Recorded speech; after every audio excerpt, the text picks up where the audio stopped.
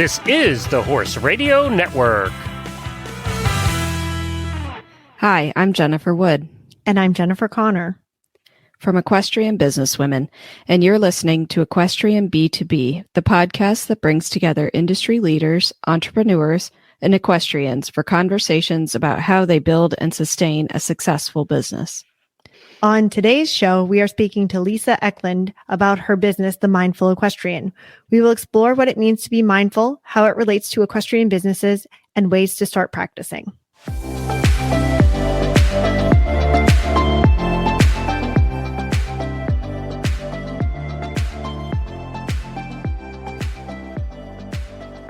Lisa Eklund is an equestrian performance coach and trainer, and a business coach and consultant in her business.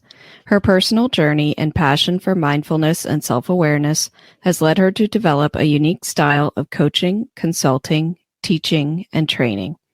Her 40 years of experience and training in the equine industry include training hunters and jumpers at both the local and national level at Asbury Hill Farm and Littlebrook Farm in Ithaca, New York with Gary Duffy, and as a freelance trainer and instructor. Lisa's experience also includes a year as a head coach of the Cornell University women's varsity equestrian team and 18 years as a professor in the SUNY Morrisville Equine Science and Management program, developing and running the Hunt Seat Riding program, as well as coaching the IHSA Hunt Seat varsity equestrian team. Lisa retired in 2016 from Morrisville and started her business, The Mindful Equestrian. Lisa's business experience, both as an entrepreneur and coach/trainer for the Wise Women's Business Center in Syracuse, New York, combined with her training and certification, the Certified Professional Coach CPC from the International Coach Academy, gives her a strong foundation in both training, teaching, consulting, and coaching. Lisa is someone who thrives on creating a vision, starting things, and putting her all in to get them going so others can carry them forward. That is why coaching is so appealing to her. This is a spirit that she brings to her business. Lisa brings her mindfulness training to help clients learn to pause, be more present, and connect to their inner selves, giving them permission to make change. Lisa offers clinics, one-on-one coaching, group coaching, workshops, and speaking opportunities. She is now developing a membership program called the Unleashed Equestrian that will launch in early summer 2022. The Saratoga Women in Business Spectacular is the first ever horse show created by women, operated by women, benefiting women's health, and showcasing women in business. This one-of-a-kind, extraordinary event is one you will not want to miss and is open to all competitors, both men and women, in the equestrian community. The Saratoga WIB Spectacular Horse Show is a USEF A-rated jumper 3-star competition from July 13th through 17th, 2022 in Stillwater, New York. The Saratoga WIB Spectacular will partner and collaborate with equestrian businesswomen on this initiative. Exhibitors and attendees will be offered educational opportunities throughout the show and beyond to meet, interact, listen, and learn from a variety of remarkable women willing to share information about their careers and the paths they chose. For information on how to support Saratoga WIB Spectacular, visit www.saratogahorseshows.com. Thank you so much for joining us, Lisa. Oh, thank you for inviting me. I'm very excited to be here. Yeah, I'm really passionate about mindfulness and kind of going on my own journey. So I'm excited to hear what you have to say about, mindfulness and relating it to the equestrian industry, because I feel like that's something where I might have trouble with. I've been able to implement it a lot in my other parts of my life, but sometimes things are so automatic in my riding and so automatic in what I do with horses. It's so ingrained in me that stepping outside and being mindful of things is hard. Mm-hmm. Yeah, it is. And I think, as equestrians, we work very hard at doing very well and being trying to be perfect at what we do, and trying to do our best. And that whole mindset can get in the way of getting caught up in worrying about making mistakes and all those things. And it's really hard to get away from that and just be present and be comfortable with making mistakes and learning from them and all that. So yeah, I think it's a huge thing. And then certainly in riding, the whole muscle memory thing. I mean, it's ingrained. Yeah. We have habits and then we get upset because we can't change them, but they're really just wired in. And so we have to be very conscious to change that. And that's what a lot of what I do when I work with riders. So can we start out by talking about what mindfulness is for people who might not actually know what it is to be mindful? Yeah, well, mindfulness is a practice that's about 2,500 years old, and it started in the Buddhist tradition. So it started as a spiritual practice, and then was brought to the Western world through people like Thich Nhat Hanh and Jon Kabat-Zinn. And it's now become, some people do it in the Western world as a spiritual practice, but many do it as a practice for, mindset and being present. And maybe in a way it's a spiritual practice for them, but it doesn't have a religious, component to it. But so what it is, it's really about getting yourself present and getting yourself, it's not stopping thinking or clearing your mind of thoughts. It's quieting your mind and becoming present and doing it without judgment. And it's becoming present and doing it without judgment, even when things aren't so good. So when life isn't so good, it's sitting with that and being present with it. And so that you can work, then kind of your brain kind of can get online and be working in the present, and you can work through difficult situations more calmly and less reactively. So it's very much important to do it without judgment, so that, say, when you're riding and you're really frustrated with yourself or something, to just say, it's okay, my brain's working that way. What can I do to change it?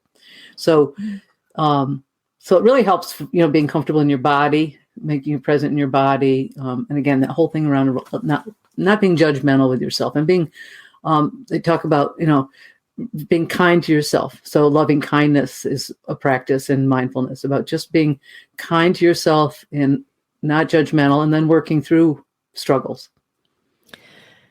And when you have people who don't know anything about being mindful, haven't heard of those practices, is there a place that you start with them to get them familiar with it? Well, and it depends on what I'm doing. Like if I'm in a short, clinic riding session, I talk, I try to just talk to them about being, just let's today not be judgmental. I will do with them something is called a body scan. That's a meditation, but I used it in riding to kind of have them scan through their whole body, and I'll talk them through their whole body. And it helps them to become very present and then start having awareness. So mindfulness is also about developing awareness about what's going on in you and an awareness about, your thoughts, your body, your emotions. So it gets them more present and aware. So I'll do that in a shorter situation and kind of share with them how mindfulness has helped me and how I use it. So it kind of helps them, it sounds more real if I can share it like real things. So, I mean, the body scan, when I do it, I use it at night and it helps me go to sleep at night. And when I wake up, it helps me not worry because I can just use that and go back to sleep.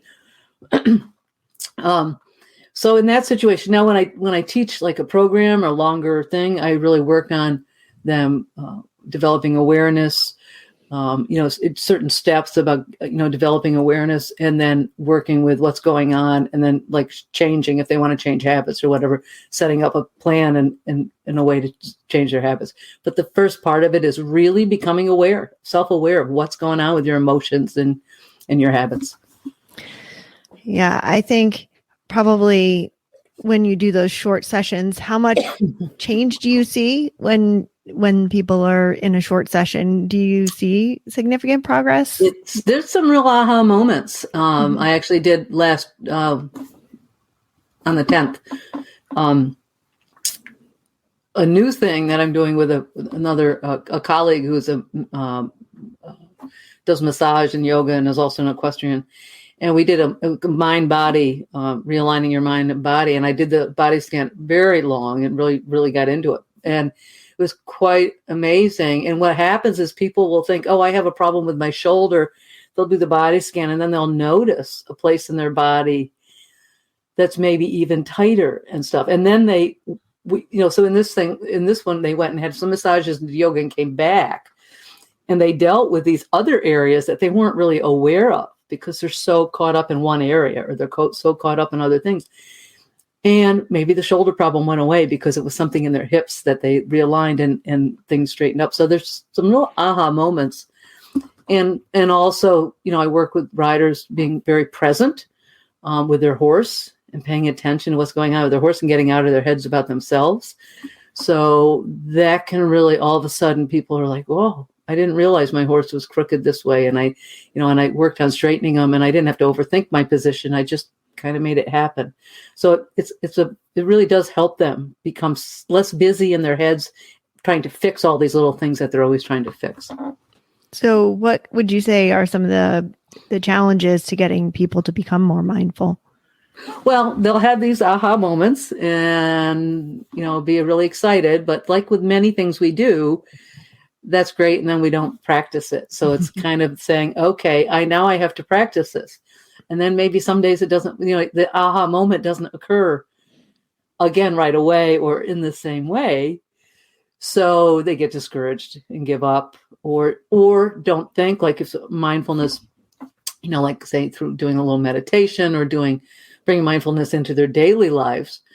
They don't think they have time for it, where really you can fit it into, you're driving to work and you can just say, I'm going to be more mindful of noticing, what's around me as I'm driving instead of being in my head, or while you're brushing your teeth in the morning. You can bring mindfulness to lots of things during the day and not even have to have a formal meditation practice. So sometimes people get caught up in it being too formal and too rigid and have struggle with practicing it. Do you find that these practices can apply to people in business as well and in their work life? Yes. I mean, well, and actually, yeah, very much so. And what's fun about when I get a lot of fun out of teaching in the riding, and I also do coaching in business, but working with the riding, people will realize that they bring this to the other parts of their lives. Because generally, if they have different, limiting beliefs or thoughts and things that get in their head, I'm not good enough. That has this big business thing. People are judging me. What are people thinking of me? I need to be be perfect. All of those things. If we have those beliefs, they happen in all areas of our lives. So yes, mindfulness helps, and it helps me in my business. It helped me today. I can be quite honest and say that before I did the podcast, I was nervous, and talking in front of people used to make me really nervous. It doesn't so much anymore. And so my mindfulness practice helped me with that, because the whole imposter syndrome. Oh my goodness, I'm doing this. What are people going to think? So I just kind of was like, okay, stop worrying about it. Go meditate, go do something else. I did some work and everything calmed down. So yes, it really can help.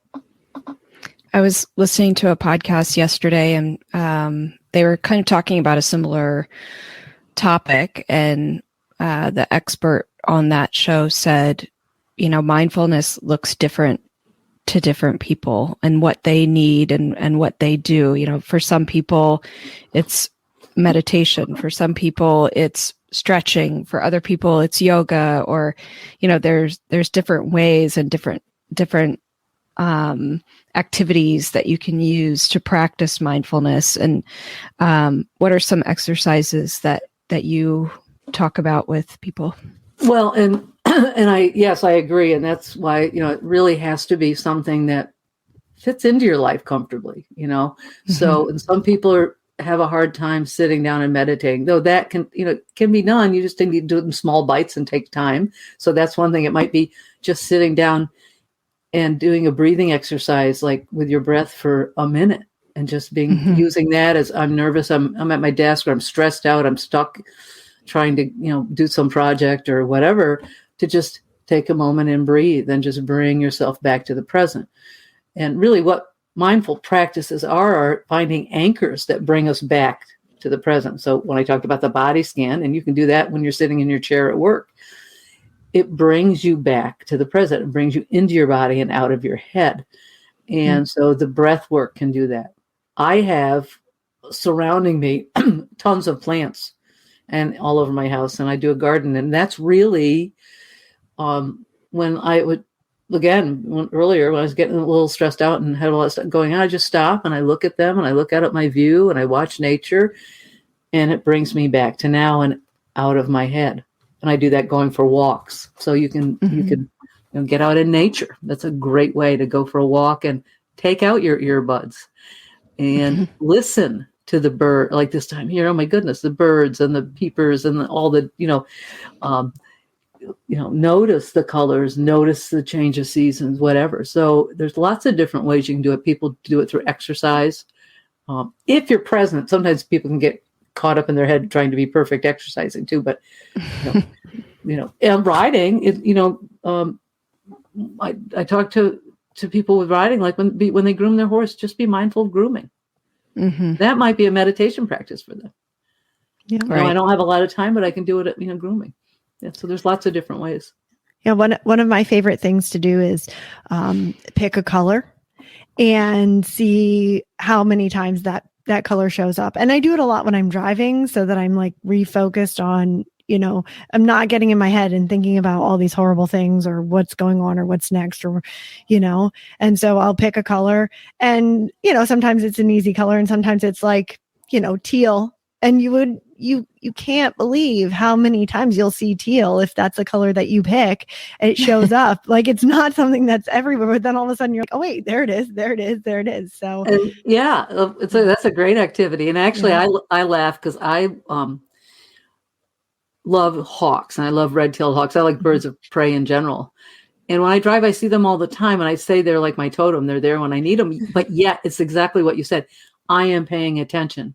And it's not like I'm staring and not paying attention to the road, but I'm probably paying more attention to the road than when I'm in my head all over the place. Yeah. Mm-hmm. But my eyes are soft and open, so that I'm just noticing. So it sounds like the same thing, that you're doing. That's really cool. Yeah. I also like, one of the things that I like to look for too are foxes, because they're so beautiful and they're rare and you don't see them. So whenever I'm like, okay, I need to know if I'm aligned with the universe, I need to know if I'm heading in the right direction, like show me a fox or, let me see a fox somewhere. And, a lot of times it does come, you can do it with numbers too, right? Like, I have a number and if I'm aligned with the universe, that number starts popping up everywhere. So I know that I'm headed in the right direction. I'm being present with, where I'm at. Where you're at. Yeah. No, that's really cool. And that's why I feel like the red-tailed hawks show up for me. But yet again, it's because I'm paying attention. Yeah. They're always there. It's just whether or not you see them. Yes, exactly. 100%. Yeah, it's not like they happen to be there for me and they're not there for everybody else, right? Right.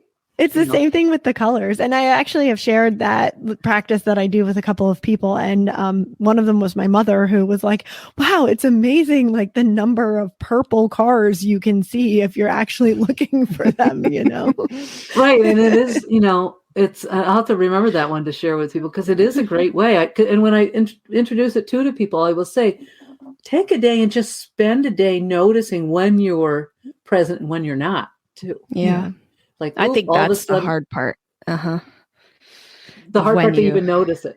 To even notice it. Yeah. Because I think people get so caught up in what they're doing and all their to-do list and everything they have to get accomplished. And, I have work and taking care of the house and taking care of the kids and the animals. And it's really hard to notice like when you're spinning and when you need to come back to yourself.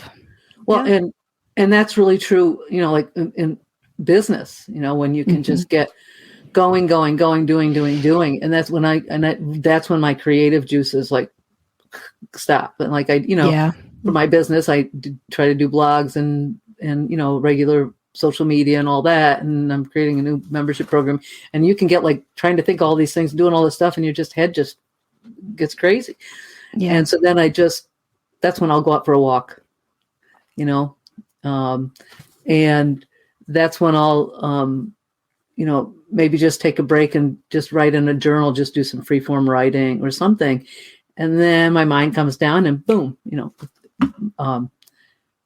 I get creative. And that's what happens if like people think about, oh man, I stopped in the shower. All of a sudden I had this great idea, right? It's because we're more present, right? Yeah. And they just pop into your head. Yeah. So that's really how it can help in business. Yeah, Right. definitely can help in business too. Can we talk a little bit about habits? You kind of mentioned it, touched on it earlier, and how the brain works and how habits affect us, right? And that we're constantly like doing things out of habit, and how to like bring mindfulness back. Yeah, and I'm going to talk a little bit about. I'll talk a little bit about the brain, understanding that I'm not a neuroscientist, but this is but it's a good layperson. It's the brain is wired to keep us safe and to help us survive, and it's always looking for danger. And it was wired that way back in our ancestors' days when danger was around them all the time, and they needed to go out and find food regularly and all the do different things to survive. We still have that wiring, but yet we don't all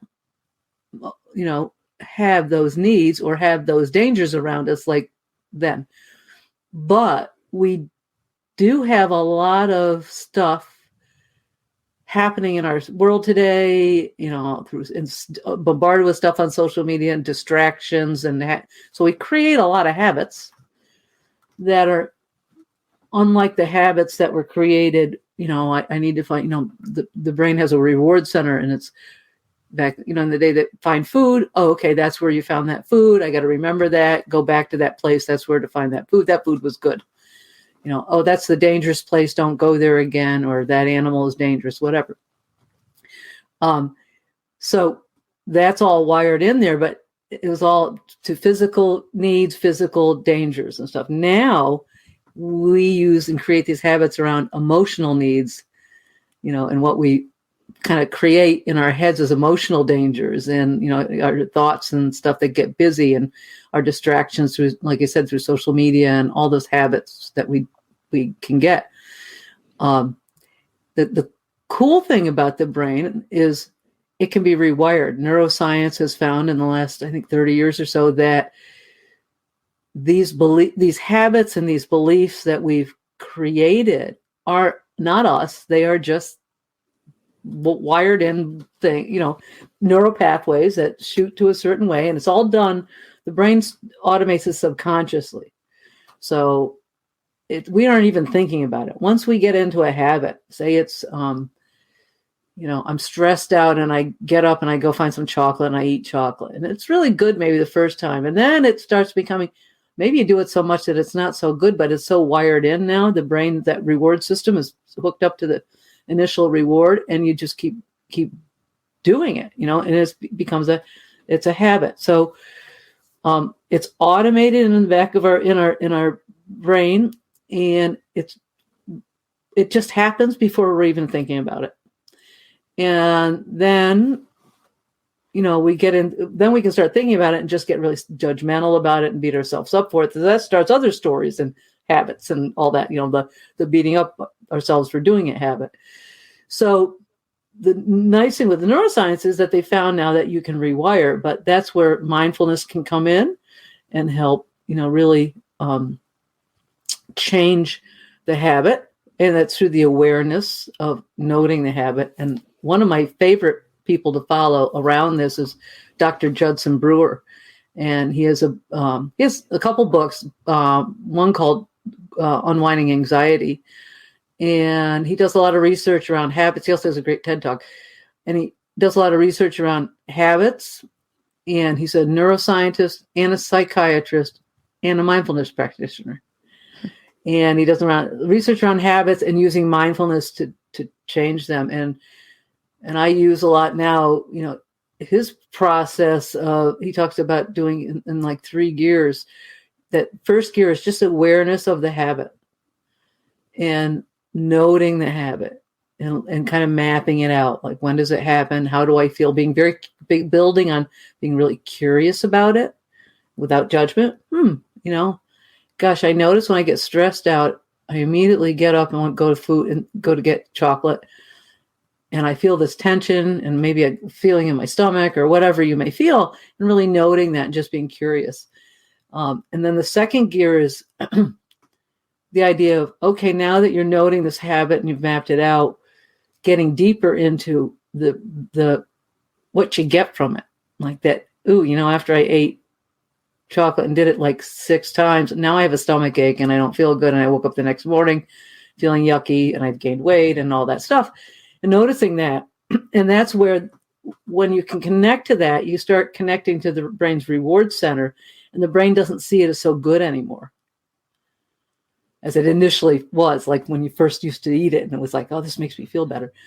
And then the third gear is, he calls, like, kind of finding that bigger, better offer. What is it that I can do that will make my brain, will be a bigger reward? Like maybe get up and take a walk when I'm stressed out, or something like that, replacing it with something more positive. And it takes time and practice, but over time, the brain can really rewire so that when, habits work on a loop, you get the trigger, the craving, and then the behavior, and then the result. It doesn't necessarily it can be a reward or not, depending upon whether you like it or not. So you can rewire that so that the behavior is different. The trigger is the same. The behavior is different. You have the stress, but I go out for the walk. Now I feel better. I don't have that feeling of eating all this chocolate, and I can get back to doing whatever I want to do. So that's kind of how you can break the loop, and what really works, for me and me helping clients.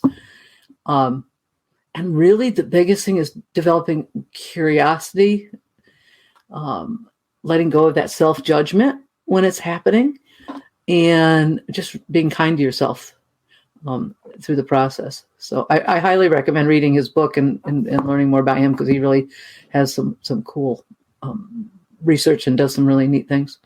Yeah. Yeah. I do think that habits, it's such a hard thing, because you're right. There's a trigger, and then we do something that gives us a reward. And then if it's like bad and unhealthy, or we don't like it, then we beat ourselves up about it. And then we feel bad. So then it causes like more stress and a trigger. And it's like this circle of going around and around. It is. So it's maybe multiple, Yeah. You map out multiple habit loops, like, yeah. Mm-hmm. And so it's, kind of breaking them down. And it's also working on doing them simply. So not thinking, oh, I'm going to fix this all quickly, but let me just do a little bit. Let me, say it's around anxiety and I get anxious. Well, let me do something where creates anxiety, but it's not a big thing, and work with it in a smaller way. Maybe I get, a little anxious, in a line at the store when it's not moving fast enough, and I start getting anxious. Well, can I work on it there and work with my breath? Then when you get practice that, and you start finding a way to re-loop that, then you can do it in bigger situations too. Mm-hmm. So it takes time, Yeah.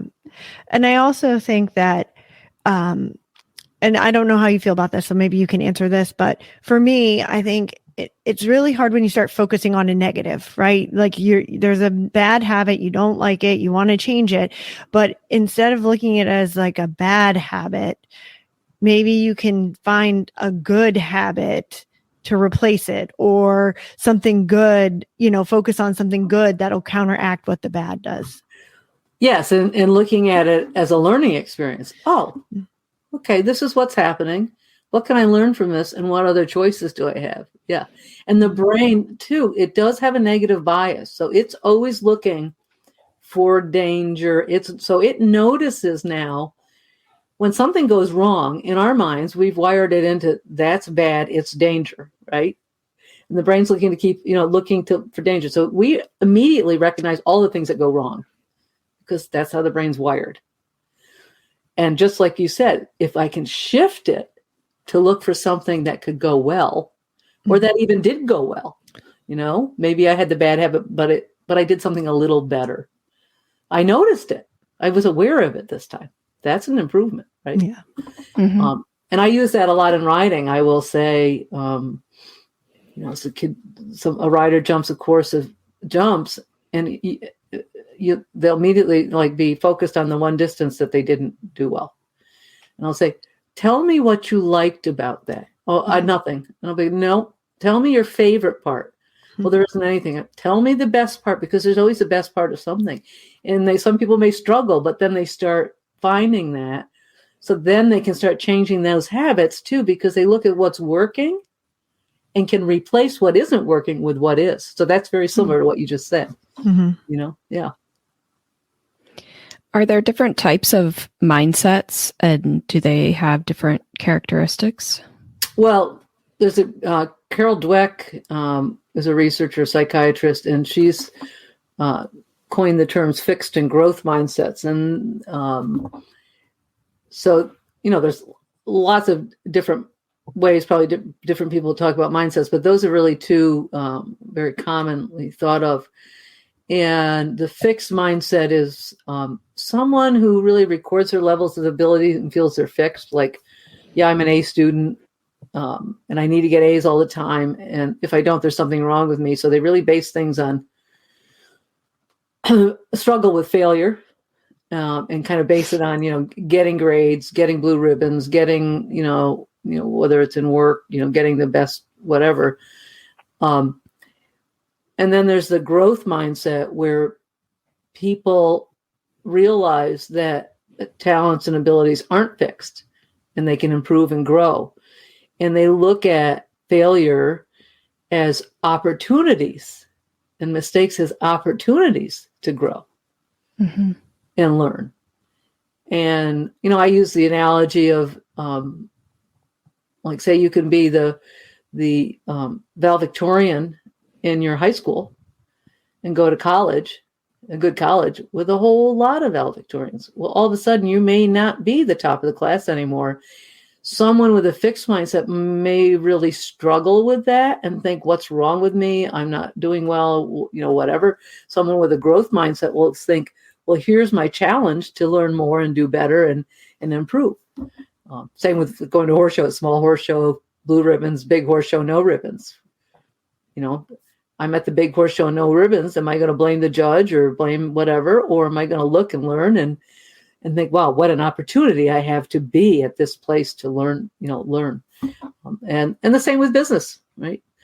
If you have mistakes, someone with a fixed mindset in business will say, I'm never going to put this out on social media. I have this thing I'm working on. My website isn't perfect yet. I have to be perfect. I'm not going to put it out there until it's perfect.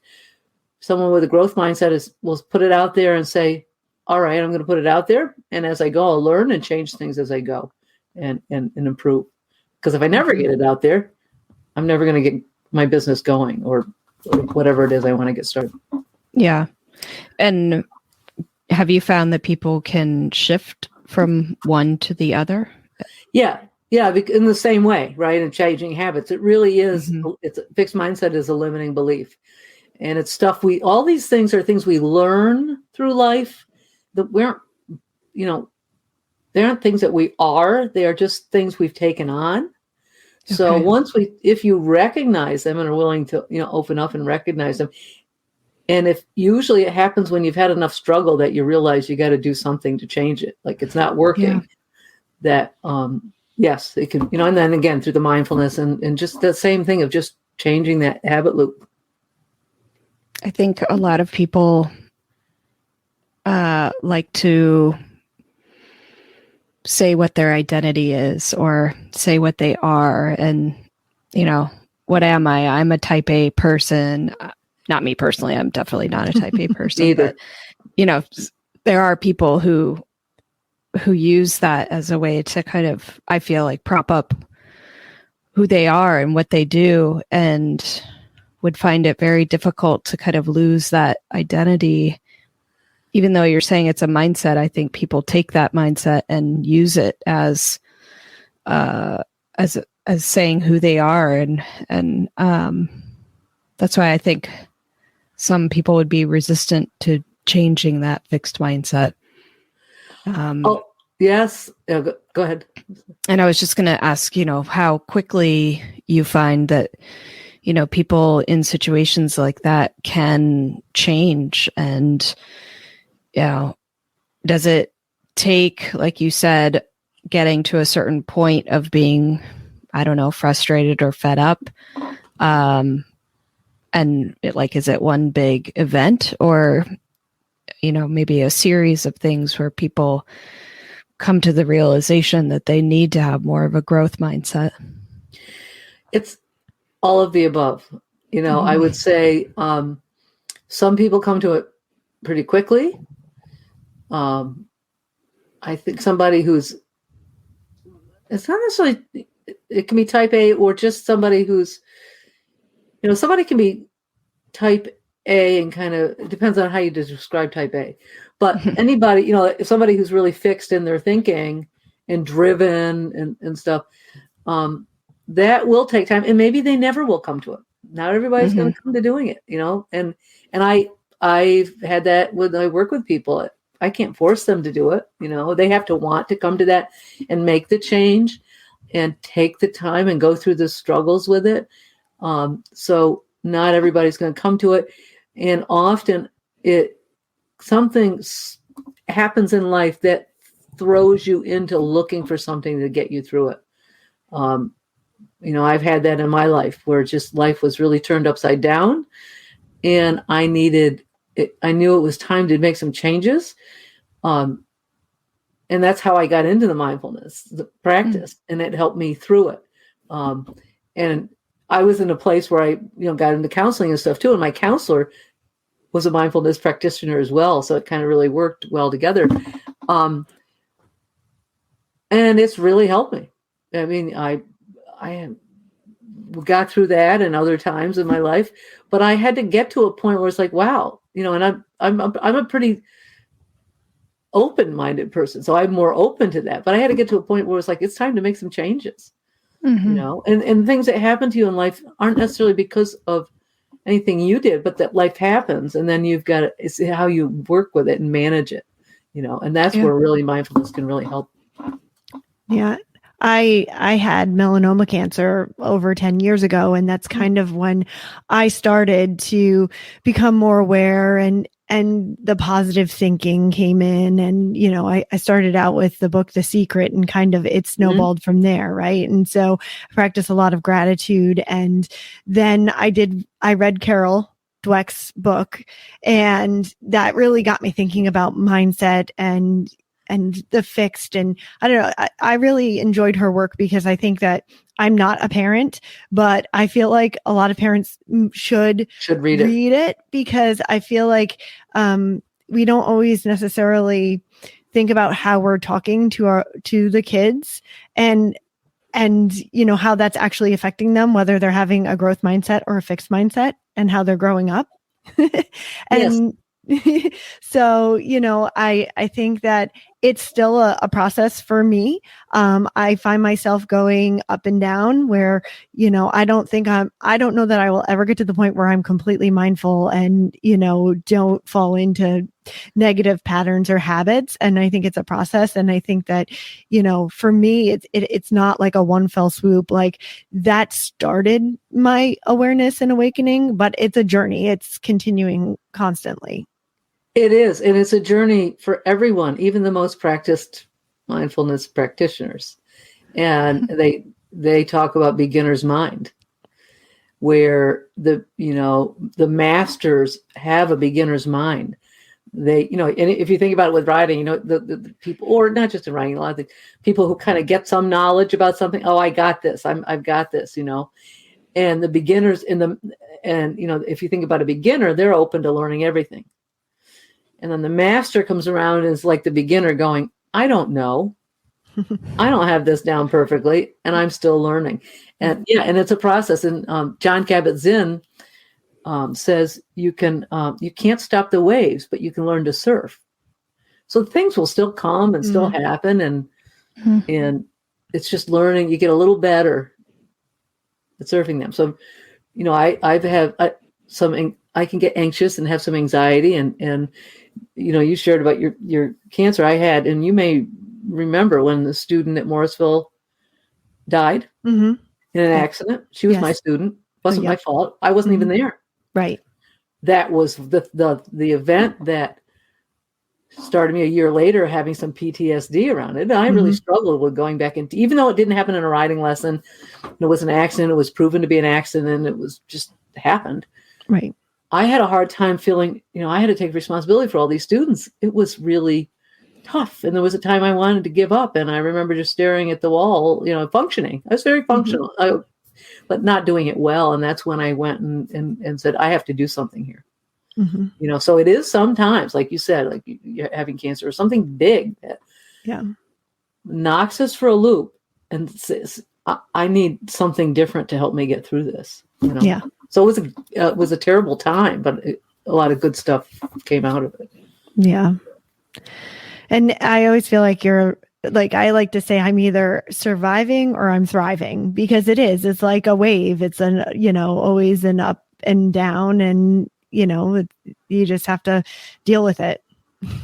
Yep. And some days are better than others, but you just learn to, like I said, even working with, say, doing this interview, before I started my mindfulness practice, even a year or two ago, I would have been way more nervous and worried and anxious about it, because it's something I have a little bit of that imposter syndrome thing, which I think a lot of people in business do, particularly with social media and all that stuff nowadays, having to be out in front of people. And it just really has helped me now that I can just sit and go, okay, that's what's going on. I see it. And then it stops going. It stops spinning. And then you get back to work. Yeah. So can we talk a little bit about people working through their fear and anxiety? Yeah. Well, understanding fear is, fear is there for a purpose. It serves a purpose. It keeps us safe. Our brain is wired to look for dangerous things. So fear is really something that we need. So people talk about being fearless, and you really don't want to be fearless. You want to have fear. You want to be enough to be safe. But then when fear, and that's where you kind of can using the mindfulness practice, when fear starts going out of control, even not necessarily going into anxiety, but it starts, you're like, thanks for being, in the mindfulness practice, you almost, befriend your fear and say, thanks for being here. I need, I know I need you sometimes, but right now I don't need you. So it's being very aware of feeling fear and saying, yep, I know you serve me at times, but right now it's this thing isn't, I'm not in physical danger. I'm not in, I'm okay. What happens with anxiety is fear kind of going out of control. And with fear, we have emotion, our sympathetic nervous system, goes into action, and a lot of, your body physiological changes happen, heart rate goes up.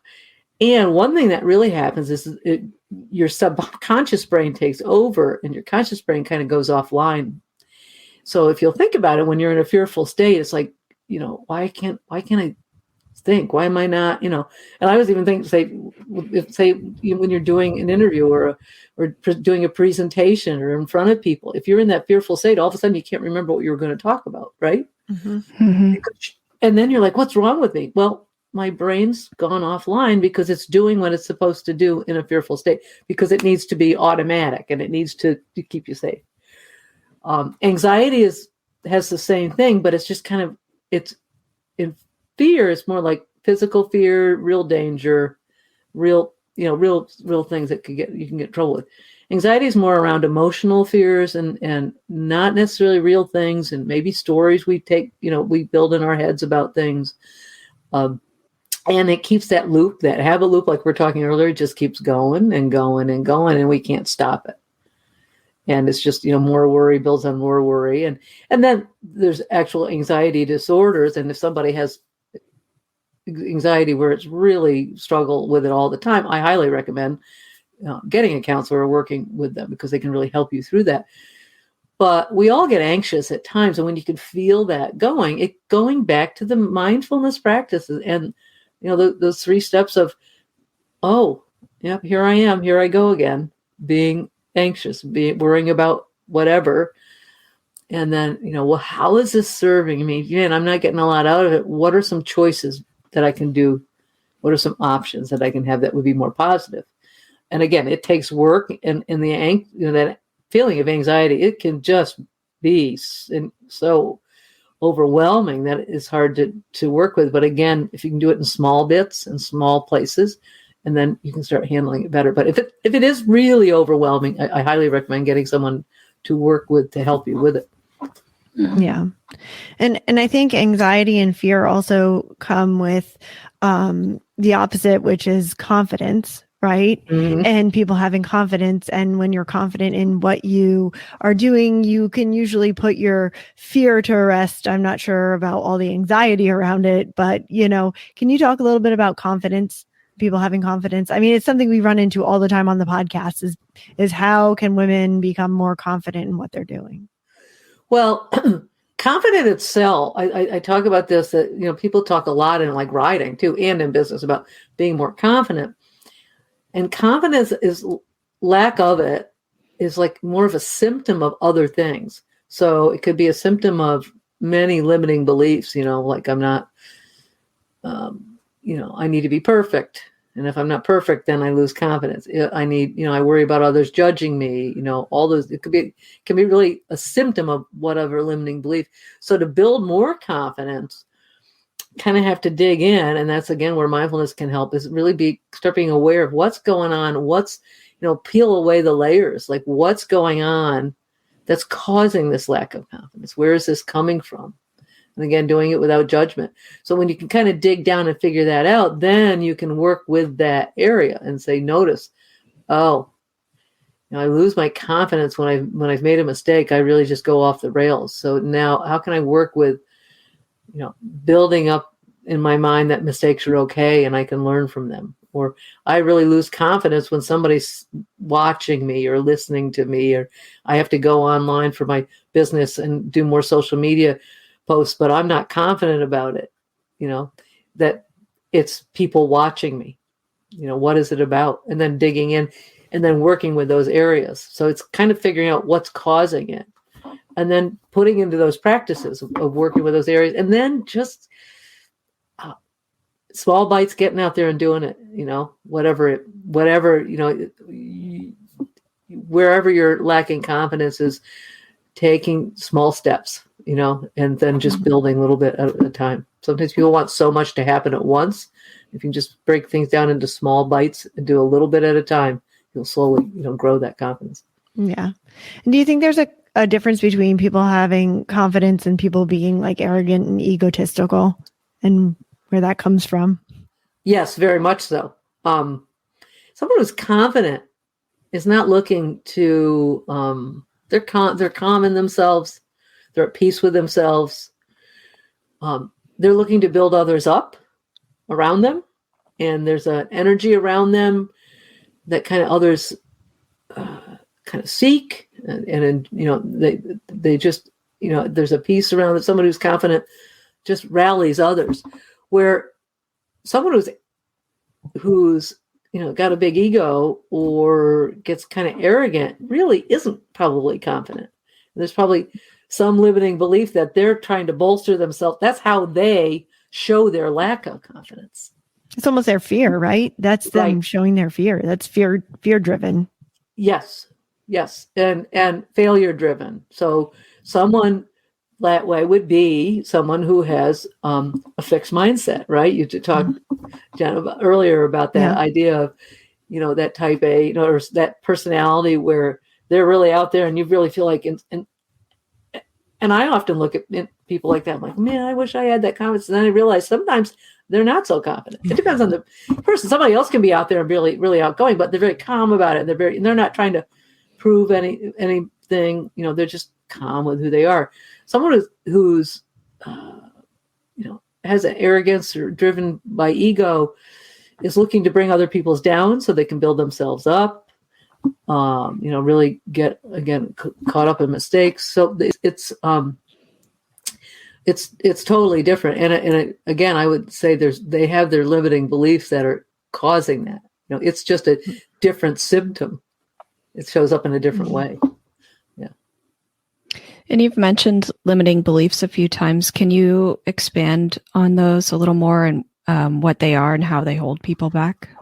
And limiting beliefs are things we all have at one level or another. Some of us have less and have worked with them, and they aren't maybe quite so bad, but there are things just that we've taken on in life. So you talked about, parents being careful about what they say to their children or how they say things. Often it's done. People do it with good intentions, Mm. But, maybe it's about coming home with A's. And if you didn't come home with an A and you didn't do things perfectly, the intention is, I want you to do really well. But the belief comes on that if I don't do this well, and if I make a mistake, something's wrong with me. So that would be, how limiting beliefs we get from society. We can get lots of limiting beliefs by sitting on and watching social media enough that, oh my gosh, I'm not as pretty as that one or whatever. And because everything's so, Photoshop, and everything's, people say, I laugh, people say to me, because I put a lot of things on my cooking and this and that. They say, Lisa, you eat really healthy. I'm like, it's only because I show you. Yeah. The really healthy foods. Right? Yeah. So when we're on social media, it's really easy to think, oh, I'm not as good as that person doing that or whatever. So limiting beliefs are just things we take on. It can be, I need to be perfect. It can be feeling of not being worthy, and feelings of shame,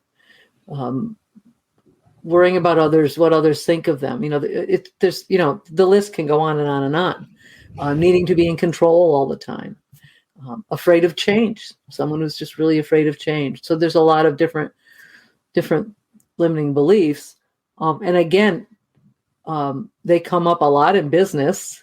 And they keep us, like we talked about a little bit.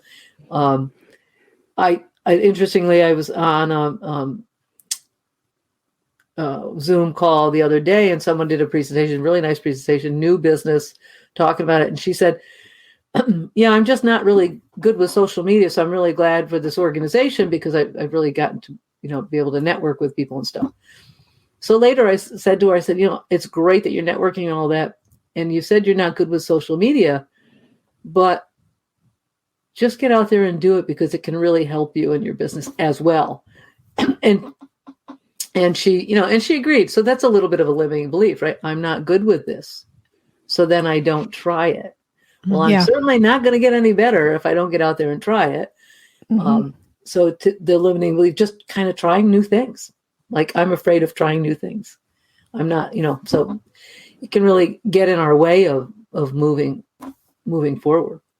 Are there, how do you feel people can address them and move past them? Well, there are habits, right? Mm-hmm. So I have a habit. I make a mistake. I feel I need to do things perfectly. I make a mistake. My habit, there's the trigger, the mistake, right? The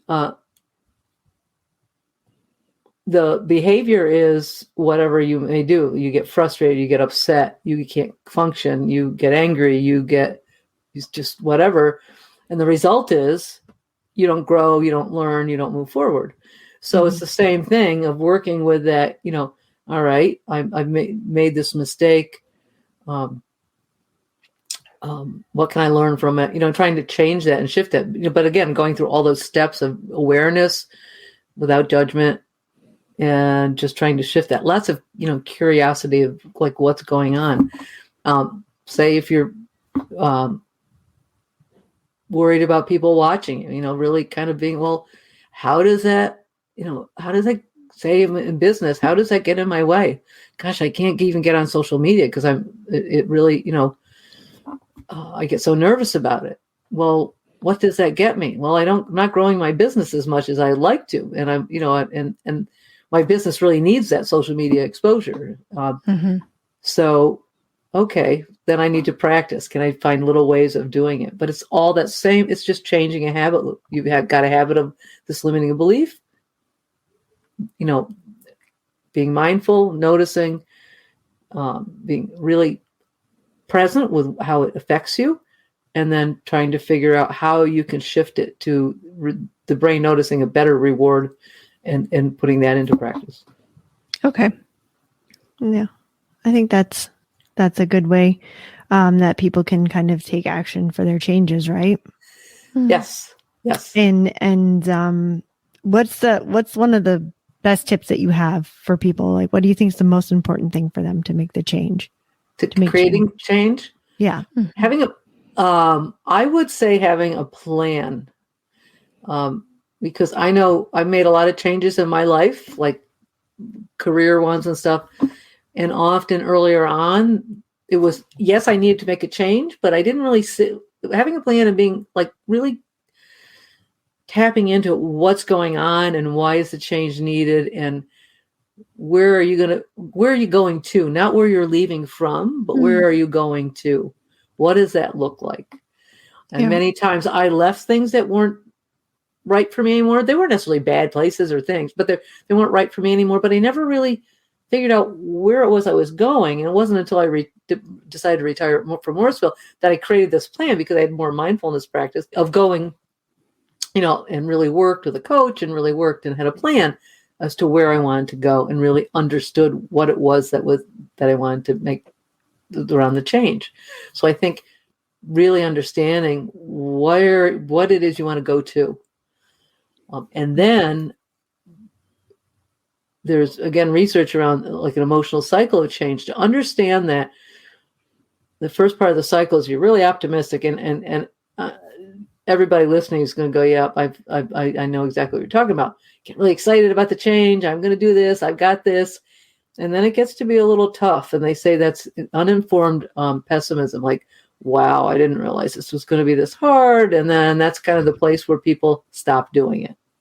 Mm-hmm. And that's when you kind of have to keep working, say, this is part of a cycle. So all these things like learning about the brain, how it works, learning about, oh, this is a way our brain works and change.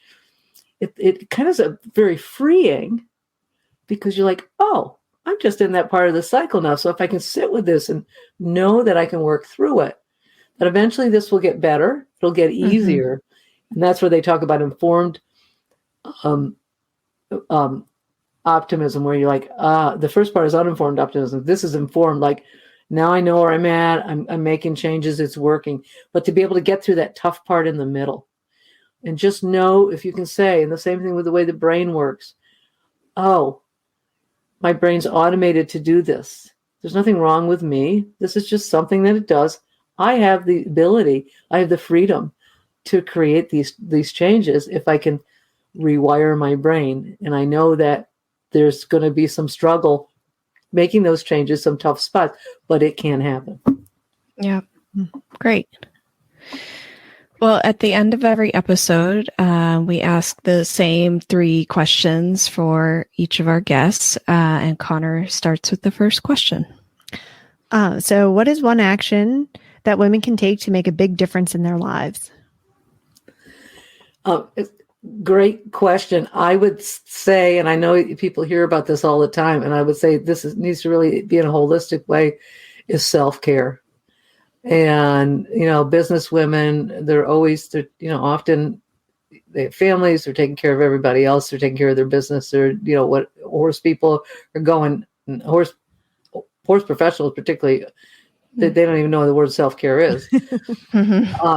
And they're going, and everything else, the horses and everything has to be taken care of. So self-care around, all parts of it, your mental self, your physical self, your spiritual self, really a holistic approach. And doing it, even though people are very busy, finding small bites of it, it will help. Mm-hmm. So I think that's really important. And dropping the guilt surrounding taking that time for it. Yes. Thank you for saying that, because the benefits of the self-care, you'll be better at everything you do when you're just a healthier, better self. You'll be better for everyone around you, and you'll be better for everything you do. So, and at everything you do. So it's definitely it's definitely very important to do. And what is the best habit that keeps you motivated personally? My getting out into nature and walking. Yep. That's a good one. And what's your favorite horse movie? I'm going to date myself with that. There's probably 2. The Horse in the Gray Flannel Suit. I don't know if either of you've seen it. Okay. I've seen it, yeah. Okay. And The Miracle of the White Stallions. So this really dates me, because I saw them when they first came out. There you go. Yeah. So I just really remember them, and I think The Horse with the Gray Flannel Suit was the one, I was learning to write English and doing all that and watching them, I used to go to the shows at Madison Square Garden. So seeing, that all that was kind of, even though it was not realistic necessarily, but it was cool. So that helped. Yeah. And then the other one was just, I don't know, that was real. I love, even though it's not totally historical, learning about that. Oh, cool. Awesome. Well, thank you so much for talking with us today and, giving such great advice on how people can make a change in their lives and be more mindful and be better personally and in their business. Well, thank you. It was great to be here. Thanks so much. Yeah. I am a real mindfulness nerd. So I was kind of geeking out through this whole thing because I couldn't believe she was talking about Carol Dweck because I read that book and I was like, yes, I read that author's book and she was amazing. And I don't know. I just, like I said, when I had the melanoma cancer and, I had to go to Sloan Kettering for the surgery and everything. So it was a pretty big deal to me. Yeah. It really started me in my life thinking about like positivity and what am I doing and how am I thinking that is affecting the way I'm living, really. Mm-hmm.